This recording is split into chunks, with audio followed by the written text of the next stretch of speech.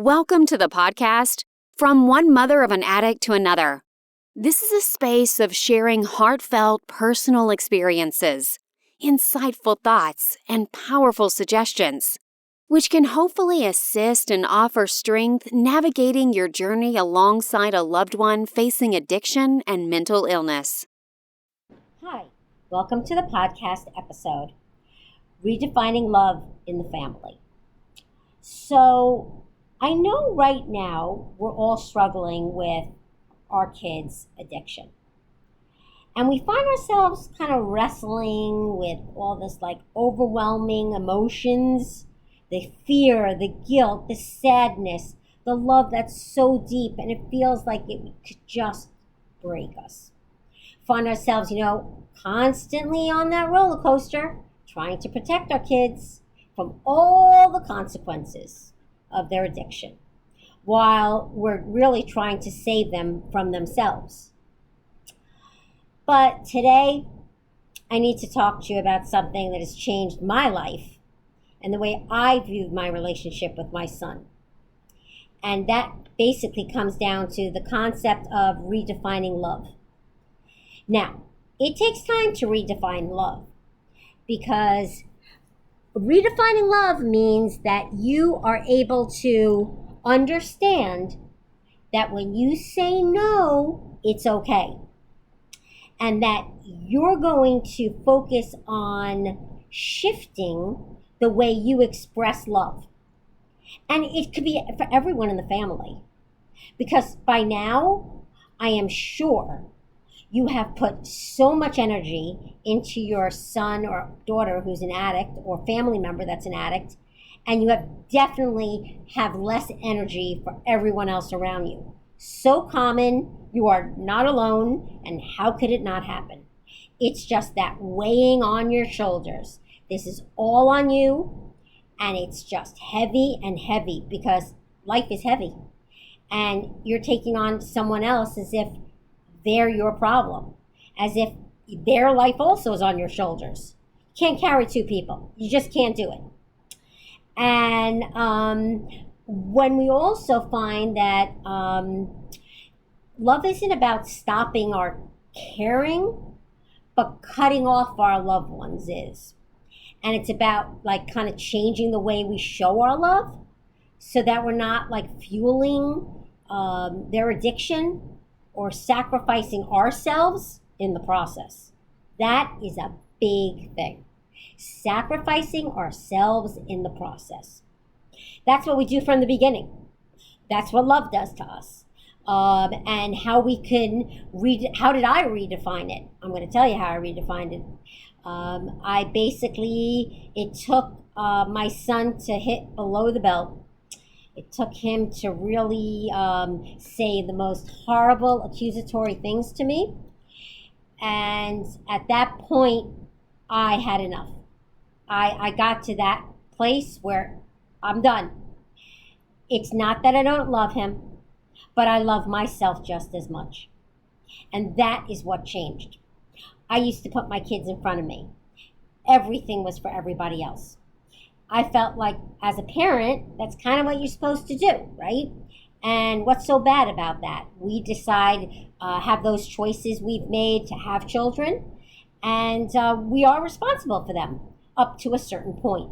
That doesn't mean my whole life I'm responsible for this person. I've given them all of myself and the best of me. At least I think I have. And that's good enough for me. See, that has to be good enough for you too. Because otherwise you're going to start second guessing yourself and questioning everything you've done and how you evaluating your actions and what you did or didn't do, and that is no good. That's not how you're going to redefine love in your family. That's going to make you depressed. So how are you going to redefine? How did I redefine? Well, for one thing, I was able to realize that I will not allow anyone to act the way my son acted to me ever again. I will not allow any abusive behavior as well as any kind of verbal abuse to the point where it's belittling, and I feel abused. So I stopped after that horrible, horrible conversation, which wasn't a conversation. And it was, he completely distanced himself from the entire family, from his brother, from his father, from his everyone, ever extended, all friends, everyone's done. And that, it's been 3 years now, a little over 3 years. So it's sad and it's hard. But I often say at the beginning, I would have been, I would have ran to the phone to pick it up. Oh my God, he's going to call, and how wonderful that is. Okay, well, does that mean that if I didn't pick up, he wouldn't love me? Because I would be worried about that? Absolutely. But as time went on, I was able to change. And my whole behavior changed. I was able to embrace more things around me and have more room in my heart for them. And I didn't feel drained by it. Loving someone shouldn't be draining. Loving someone should just be loving them. Maybe that's something that we often overlook. It's not a job. It's love. It's something that you want. It's something that you enjoy. And if you can't enjoy it, then it's not right. And abusive behavior is not love. Now, I'm not saying the addict has control over what they have to say or what they're going to do, or mental illness comes into play. Absolutely not. I'm not playing a blame game here. This is only about redirecting our love and understanding that this helps ourselves as well as the addict. And it makes us have a stronger, healthier journey through this entire process that will never end. It will never end. It's going to be with us forever. I heard a story recently about someone I had spoken to when their kid was misbehaving, and then they were terrified in their own house, and how I told them, you need to step back, they need to leave, you have other kids in the house, it's dangerous. And they did listen to me. Kid ended up calling 30 days later. He went to rehab. And then I thought, I was told, wow, the kid's doing really well. And that's a little shocking because one rehab typically doesn't do it. But you never know. And I'm open to all kinds of hope. And then I find out that, he's back in the house. He's smoking some pot. Not that much. And he's definitely not as bad as he was. Okay, well, how long do you think that's going to last? That's what I was saying to myself. Because the love was obviously there, right? You wanted him back in the house because you love him. You don't want him to leave again. You don't want them to think you hate them. You need to make yourself feel good as well and know that you're being a good parent. And you don't want them to feel you don't want to lose them again. So sure, come back home, of course, because things are going to be different after 30, 60, 90 days. No, they're not. But if you can't control the love and be able to put it in the right place, so to speak, and when I say right, there is no wrong place. I guess to decompartmentalize where it should go at different times, but it should focus 90% what's going on inside your home and not with the addict. You've given so much of yourself already that if you continue, you can't redirect your love because you can't think of anything else but that. How are you going to save them? You don't want them to not call you anymore. So you got to be careful when they call on the phone, running to the phone when they call. You want to speak with them. You want to see how they're doing. You want to know if they need anything.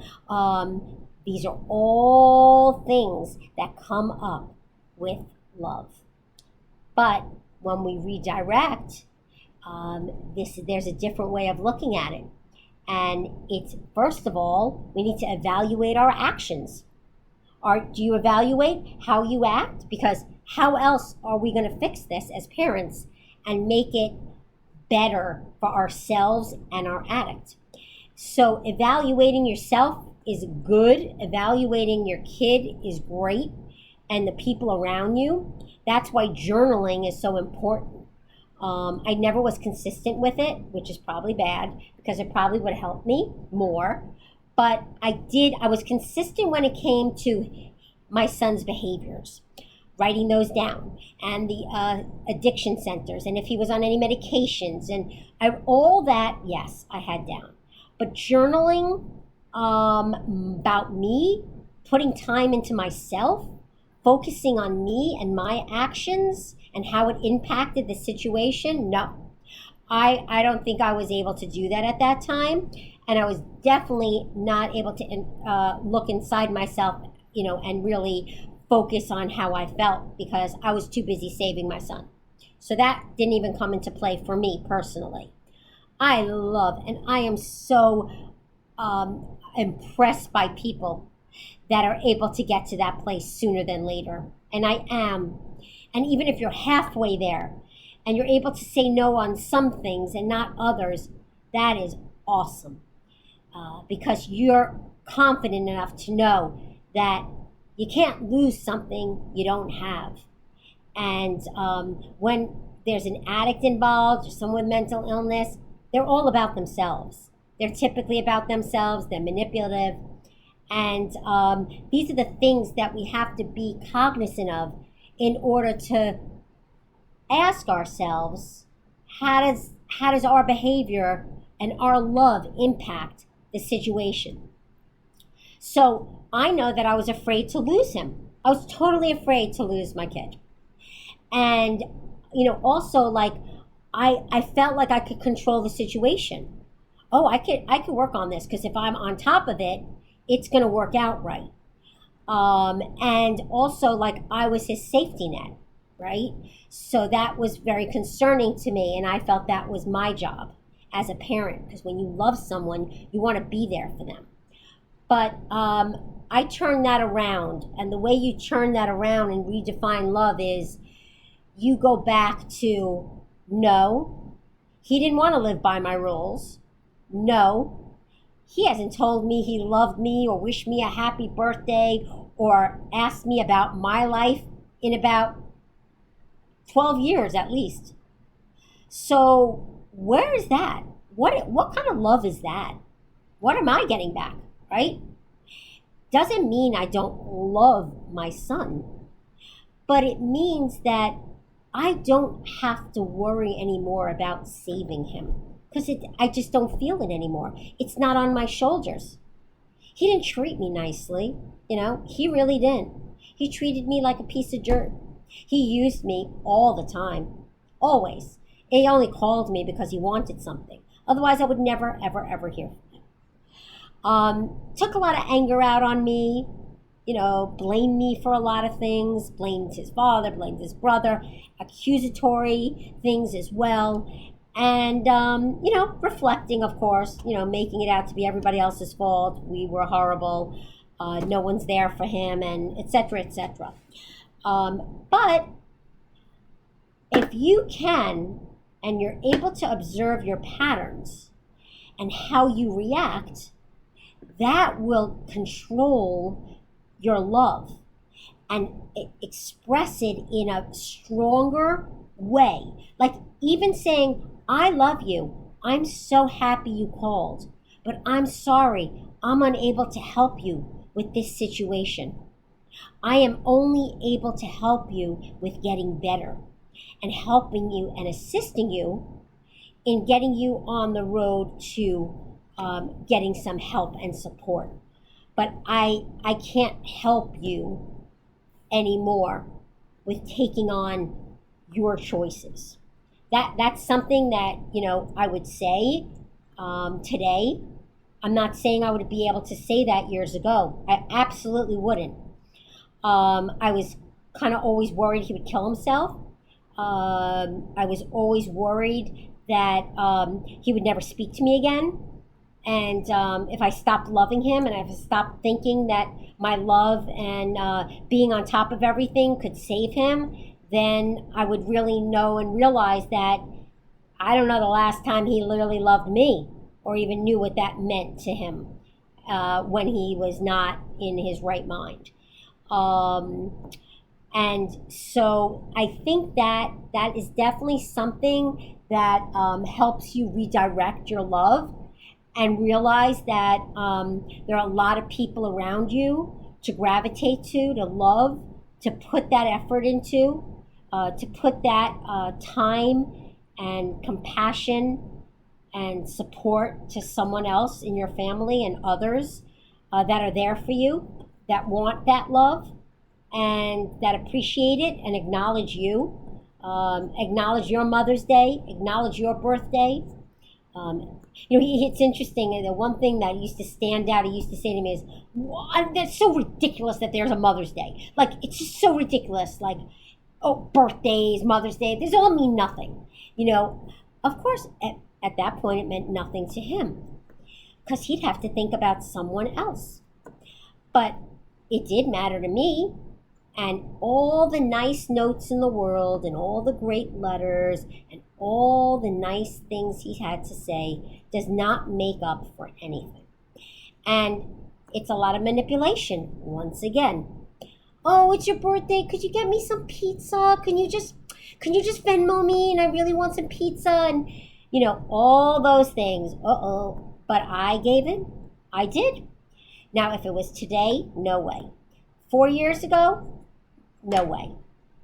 Now, no way. I'm not giving in. No, there's nothing there. I could say no easily. I love you, but I cannot help you get better. And that's really it. And when you get to that place, that's how you redirect your love. And the steps, you could think about all these steps that they talk about and, encouraging positive change, stepping back.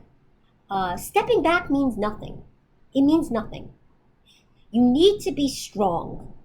You need to build your strength and confidence in yourself as a parent, as a person, as being in a relationship, as getting support from the people around you, realizing that you aren't going to get it from this kid. You aren't going to get it from that family member. They're all about them. Why put your effort into them?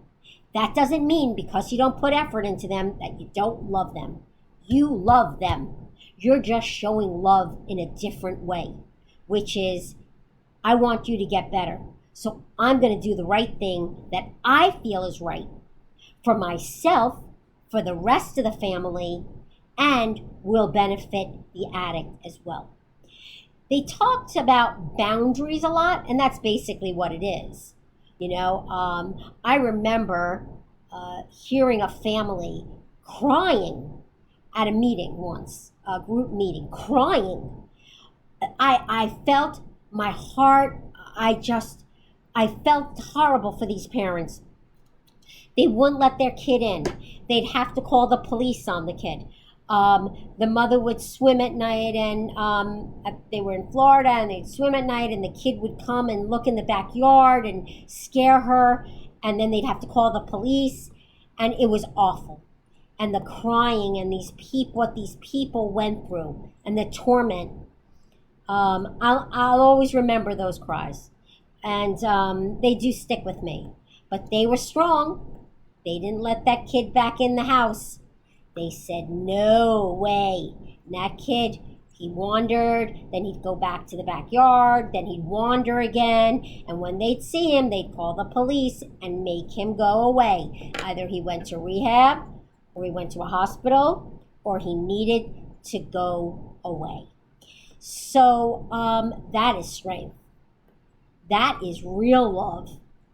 Love in a different direction. And those parents had each other to do that. They built strength off of each other.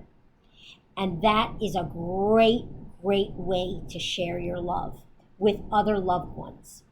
That want the same thing and are able to get to that place. A lot of times, it's other kids in the family that are going to point these things out to you as a mother. And they're going to, or a parent, doesn't matter, mother, father, grandma, and they're going to point it out. Why are you giving so much attention to them? Why are you doing that? Why are you caving in? Why are you giving them money? You know what they're going to do. Why are you getting them another car?